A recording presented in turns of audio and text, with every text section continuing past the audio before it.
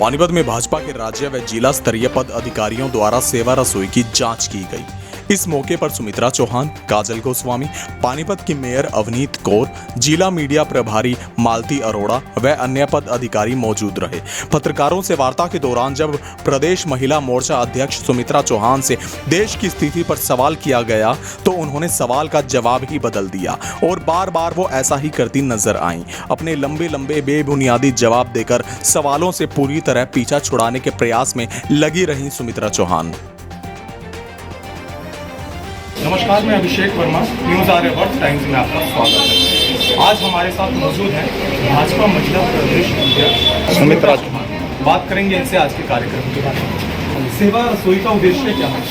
सेवा रसोई का उद्देश्य जो मरीज, जो कोविड पेशेंट, उनको प्रॉपर पौष्टिक आहार नहीं मिल पा रहा, कोई भी भूखा न सोए। इस वैश्विक महामारी में हम जो हमारा इम्यून सिस्टम ठीक रहे, हम खाना ठीक से दे पाए, मिल पाए, उसके लिए ये प्रपोज हुई। ये बहुत अच्छी बात है कि आप कोविड पेशेंट्स के लिए उनको खाना दे रहे हैं उनकी सेहत के लिए, पर आपको लगता नहीं है कि खाने के साथ साथ उनको इलाज मिलना भी ज़रूरी है? क्योंकि आप सिविल हॉस्पिटल की जब बात कर रही हैं कि सिविल हॉस्पिटल में जाकर, अस्पतालों में जाकर कोविड पेशेंट्स को खाना दिया जा रहा है। आपने कभी बाहर का दौरा किया हो, बाहर पार्क में मरीज मर रहे हैं, अपनी जान से खेल रहे हैं, कभी भाजपा सरकार की नज़र उनकी उस तरफ नहीं गई? मुख्यमंत्री मनोहर लाल खट्टर ने कहा कि ज़्यादा कोविड वैक्सीन को देना क्या अनिवार्य है? हम 50,000 का लेके चलते हैं। उन्होंने अरविंद केजरीवाल जी को टारगेट किया कि 2 लाख वो वैक्सीन दे रहे हैं, हम तो स्टॉक करके रखेंगे। क्या सवाल सही है? जैसा कि आप बोल रहे हैं, आदरणीय मुख्यमंत्री मनोहर लाल, आदरणीय प्रधानमंत्री, ये किसी को भी ये तूफान नहीं, ये सुनामी आई है, किसी को भी आभास नहीं था। ये मैन क्रिएटेड प्रॉब्लम नहीं और वो कभी भी आ सकती है। जितने बेटर प्रयास सरकार कर रही थी, हर आदमी उसको सराहता है। कुछ चीजें हमने राजनीति से ऊपर उठ के मानवता के आधार पर सहयोग के साथ चलना चाहिए, चाहे उसमें जर्नलिज्म भी है। मैं आपसे भी अनुरोध करती हूँ, ये बहनें 1 और 1 11 के मूल मंत्र पे काम कर रही हैं। अगर कहीं पर कमी रही है, क्योंकि उतने हम तैयार नहीं थे कि इतनी सुनामी की तरह आएगी, लेकिन बहुत ही जल्दी उसको कंट्रोल कर लिया गया, अस्पताल दिए गए। और आज हम जहां हैं, मैं आपसे मीडिया के साथियों से हाथ जोड़कर अनुरोध करूंगी, हम इसको थोड़ा सा सकारात्मक लेके चले, मॉरल बूस्टअप करके लड़ाई लड़े, हम अपने मानवता को बचाने के लिए प्रयास करें। राजनीति हम सारी उम्र करेंगे। मुख्यमंत्री जी, अगर मानवता के हित ऐसी नहीं है तो इस दुनिया पे, धरती पे कोई नहीं है। और ये बताइए, जैसे आपकी जिला अध्यक्ष बीच में छोड़ते हैं, अगर इस बात को मैं ये कहूँ कि सारे आदमी एक जगह इकट्ठे क्यों होंगे, जो कार्यक्रम मुख्यमंत्री का है वो चर्चा करके गई है।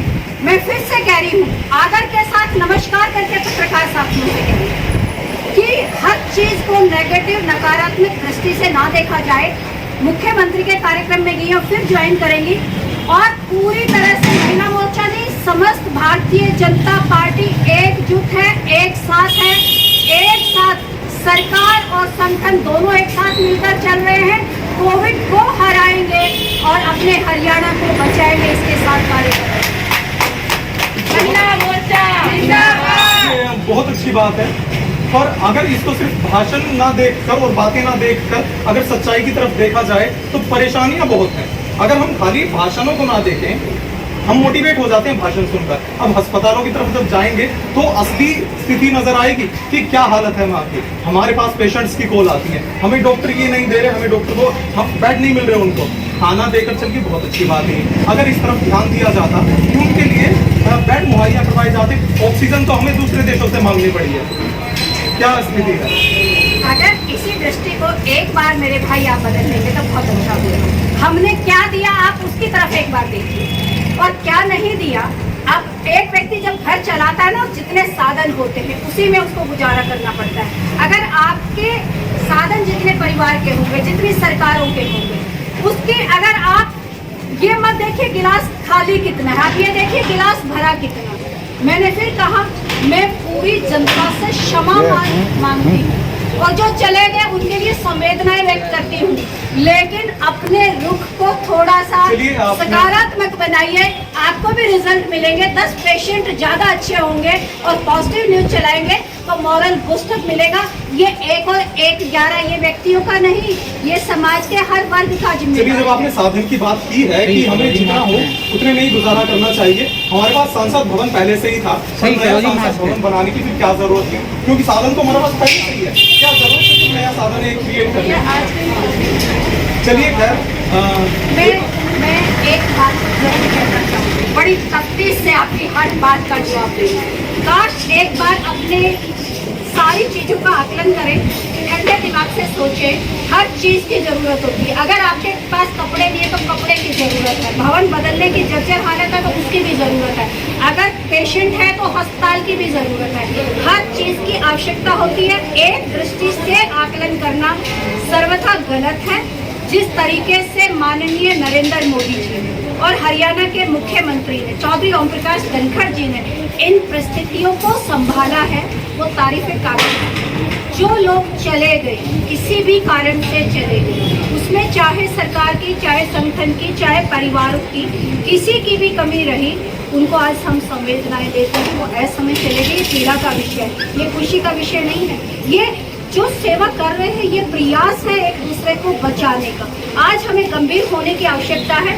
पहले कोरोना को हराएं और उसके बाद हम सभी विषयों पर आएंगे, विस्तृत रूप से आएंगे। पूरा विश्व लोहा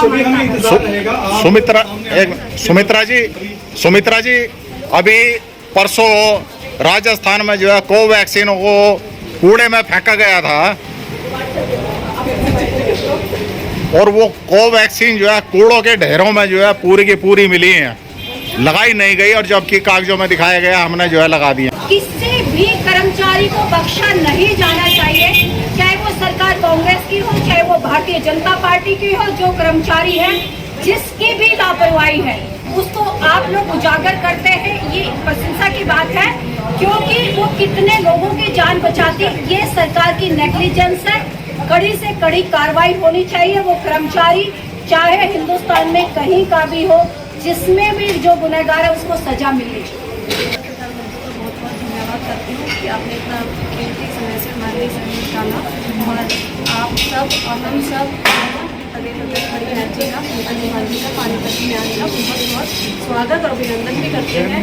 ये हमारा सौभाग्य है कि और हमें बहुत अच्छा मार्गदर्शन भी मिला है कि जो हमने 24 दिन से हमने ये जैसे अपनी तरफ से हमने खोली हुई है। पहले भी हम फूड प्रोवाइड करवाते थे, संस्था के थ्रू लंच प्रोवाइड करवाते थे, बट हम उससे सेटिस्फेक्शन नहीं हो रहे थे, क्योंकि हमें ये नहीं पता चल रहा था कि वो पौष्टिक भोजन जा रहा है कि नहीं जा रहा, सिर्फ हमें पे करते थे। इसलिए हमने खुद ने एक महिला मोर्चा ने एक स्मोक इकट्ठा करके हमने एक अपनी रसोई खोली है, जिसमें हम डेली का लंच और डिनर हम चेंज करते हैं। दूध जो बहुत जरूरी है आज के टाइम में, जो हमें बहुत ज़्यादा एनर्जी देता है, हम उनको भी प्रोवाइड कराते हैं। एक टाइम हम दलिया खिचड़ी भी जरूर देते हैं, और बदल के हम सब्जियाँ और सारे हम गैस की रोटी और हम उनसे सब कुछ उनको चाहिए या ऐड भी चाहिए, हमने वो भी ऐसे। डेली कितने मरीजों का खाना बनता है? अभी तक तो 125 मरीजों का खाना सुबह और शाम जाता है, बट हमारा खाना 200 लोगों की तरह बनता है, क्योंकि हम ओल्ड एज होम है जो वार्ड नंबर 11 में वहाँ पर प्रोवाइड करवाते हैं। उसके बाद जो हमारा खाना बच जाता है उससे लंच में पैकेज में पैक करते हैं। उसके बाद हम जो हमारी फूड होती है। नमस्कार, जय श्री राम। मैं सब छायाकार बंधुओं का सबका बहुत अभिनंदन करती हूँ आपके यहाँ पहुँचने पर, और मैं सबसे ज़्यादा धन्यवाद और अभिनंदन करती हूँ हमारी प्रदेशाध्यक्ष सुमित्रा चौहान जी का, जिन्होंने 22 जिलों का ये जो है सेवा रसोई का प्रकल्प जो है चलाया हुआ है। तो वो हमें समय समय पर मार्गदर्शन भी देती रहती हैं, ताकि हम अच्छे से ऊर्जावान होकर अपना ये कार्य कर सकें। और यहाँ पर हमारी जिला अध्यक्ष हमारी अर्चना गुप्ता जी और हमारे सांसद जी और हमारे विधायक जी और हमारी मेयर जी और ये हमारी जिला महिला मोर्चा की जिला अध्यक्ष काजल स्वामी जी सभी अपना योगदान कर रहे हैं, और समय समय पर भी यहाँ विधायक जी, मेयर जी सभी यहाँ पर निरीक्षण करने पहुँचते हैं। तो आज हमें आशीर्वाद देने हमारी प्रदेशा अध्यक्ष सुमित्रा चौहान जी आई हैं, तो हम सारे बहुत उत्साह से भर गए हैं। कहते हैं ना कि जब घर पे माँ बच्चों का हाल पूछने पूछती है ना, बेटा स्कूल से आए हो आपने क्या किया, तो बच्चा बड़ा खुश होकर बताता है कि मम्मी आज मैंने ये किया, आज मैंने ये किया, आज मैंने ड्राइंग की, आज मेरे को ये मिला। तो बस हम में भी उतना उत्साह आया हुआ है। हमारी प्रदेशा अध्यक्ष हमें माँ बनकर, बहन बनकर हमसे बस ये बात करने आई है कि हाँ आपका काम कैसा चल रहा है। तो हमें इतना हर्षोल्लास हो गया है। हम आगे भी ये कार्य और बढ़ चढ़कर करेंगे और ऐसे ही करते रहेंगे। सेवा रसोई का काम मैं तो चाहती हूँ, भगवान से प्रार्थना करती हूँ जल्दी से जल्दी ये कोविड-19 की महामारी खत्म हो जाए और फिर हम ये अपना ज़रूरतमंदों को अपना ये भोजन वितरण कर सके। हम कभी भी ये ना हो कि हम महामारी के दौरान हमने कोविड-19 को पेशेंट को भोजन दे रहे हैं, हम ये लगे कि हम ज़रूरतमंदों को भोजन दे रहे हैं। तो ये था माहौल भाजपा के कार्यकर्ताओं का। सवाल पूछने पर वो बचते नजर आए, कहीं ना कहीं पल्ला झाड़ते नजर आए। जो सवाल पूछा उसका जवाब नहीं दिया, जो नहीं पूछा वो बता रहे हैं। अब क्या समझा जाए इन सब दृश्यों से, ये जो अभी वाक्य हुआ। अब आप कमेंट बॉक्स में इन सब सवालों के अपने हिसाब से उत्तर दीजिए और बताइए हमें